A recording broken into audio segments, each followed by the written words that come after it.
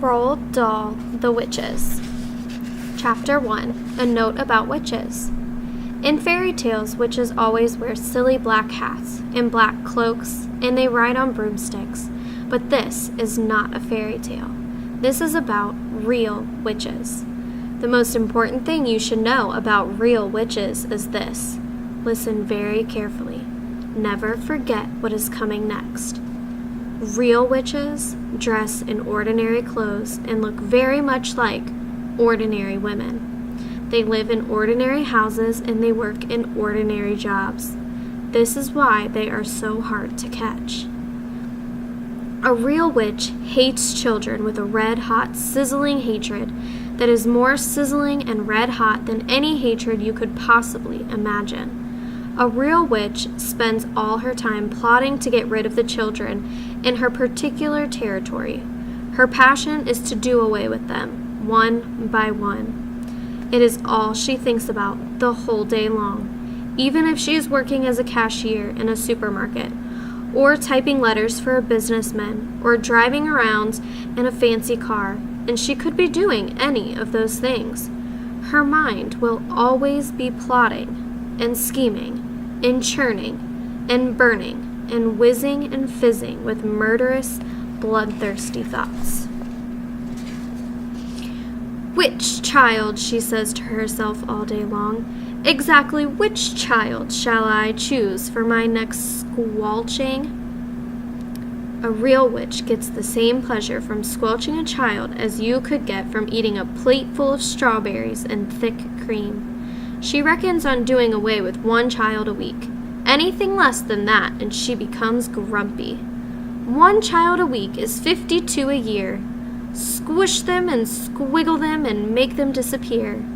This is the motto of all witches. Very carefully a victim is chosen. Then the witch stalks the wretched child like a hunter stalking a little bird in the forest. She treads softly. She moves quietly. She gets closer and closer. Then at last, when everything is ready, whoosh, and she swoops. Sparks fly, flames leap, oil boils, rats howl, skin shrivels, and the child disappears. A witch, you must understand, does not knock children on the head, or stick knives in them, or shoot at them with a pistol. People who do those things get caught by the police. A witch never gets caught. Don't forget that she has magic in her fingers and devilry dancing in her blood. She can make stones jump like frogs, and she can make tongues of flame go flickering across the surface of the water. These magic powers are very frightening. Luckily, there are not a great number of real witches in the world today, but there are still quite enough to make you nervous. In England, there are probably about 100 of them altogether. Some countries have more, others have not quite so many. No country in the world is completely free from witches. A witch is always a woman. I do not wish to speak badly about women. Most women are lovely, but the fact remains that all witches are women. There is no such thing as a male witch.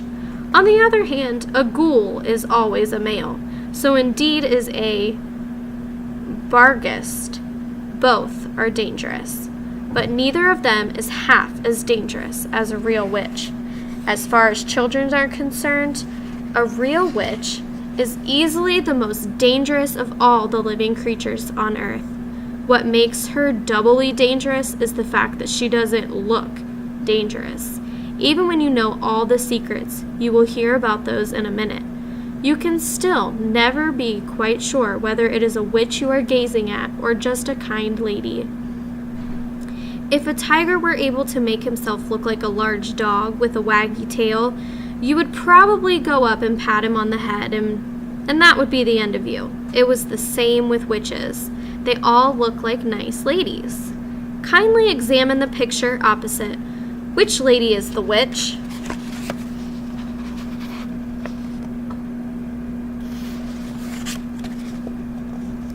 This is a difficult question, but that is one that every child must try to answer. For all you know, a witch might be living next door to you right now, or she might be the woman with the bright eyes who sat opposite you on the bus this morning. She might be the lady with the dazzling smile who offered you a sweet from a white paper bag in the street before lunch. She might even, and this will make you jump, she might even be your lovely school teacher who is reading these words to you at this very moment. Look carefully at that teacher. Perhaps she is smiling at the absurdity of such a suggestion. Don't let that put you off. It could be part of her cleverness. I am not, of course, telling you for 1 second that your teacher is actually a witch. All I am saying is that she might be one. It is most unlikely, but, and here comes the big but, it is not impossible. Oh, if only there were a way of telling for sure whether a woman was a witch or not, then we could run them all up and put them in a meat grinder. Unhappily, there is no such way. But there are a number of little signals you can look out for, little quirky habits that all witches have in common. And if you know about these, if you remember them always, then you might just possibly manage to escape from being squelched before you are very much older.